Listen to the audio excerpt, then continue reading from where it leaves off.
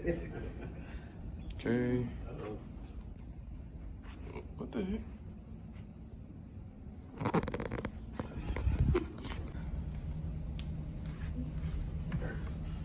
Hello everyone, my name is Valerie Stevens, and today I will be talking to you about Florida's Stand Your Ground law and why it should be repealed.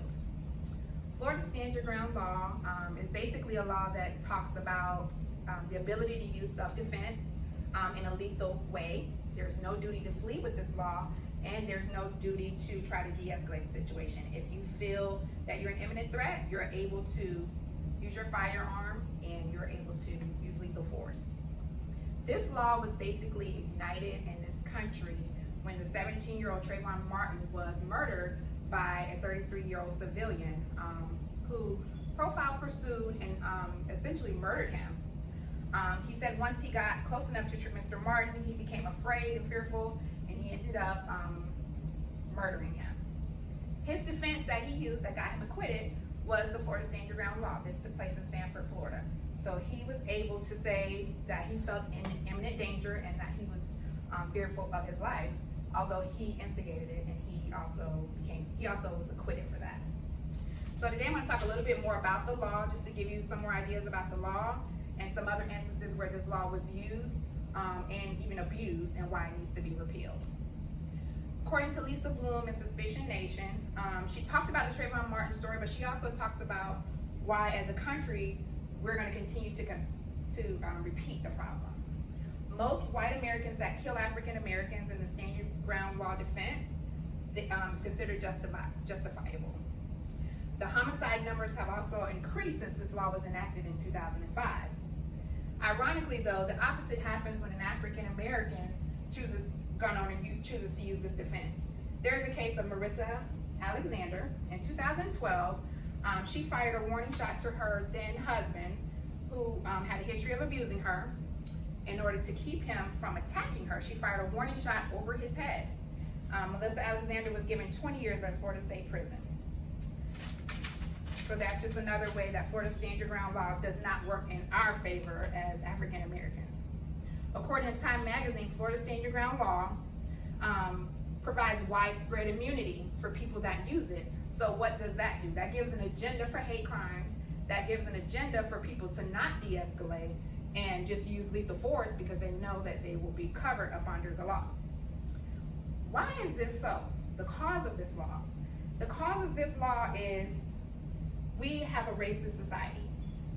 We have a racist society that towards black people and brown people that criminalizes our image. That says since the beginning of time, if you are black, you're a criminal.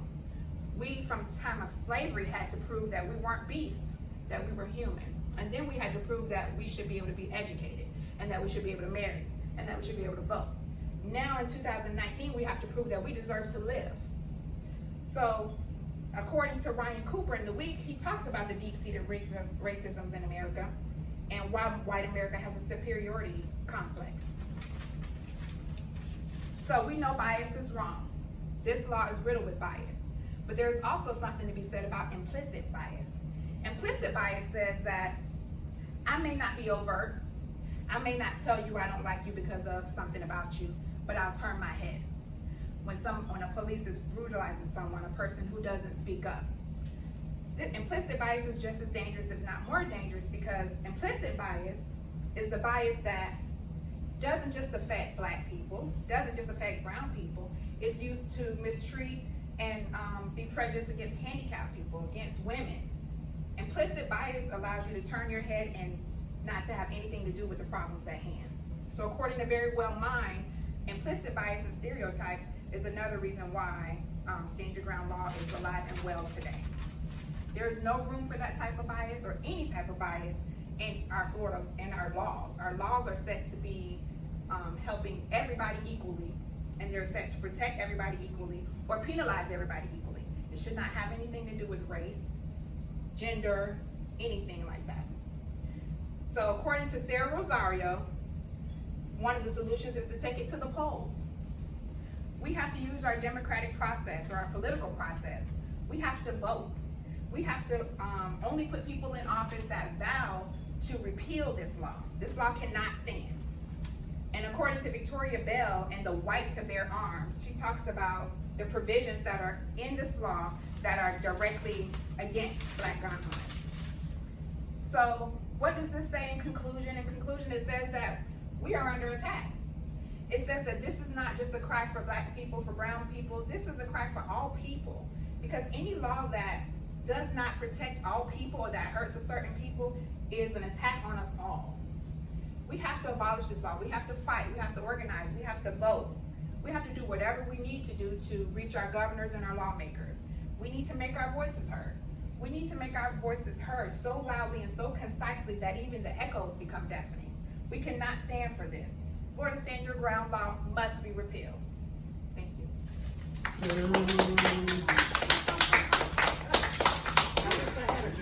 How many minutes was that? That was 3 minutes.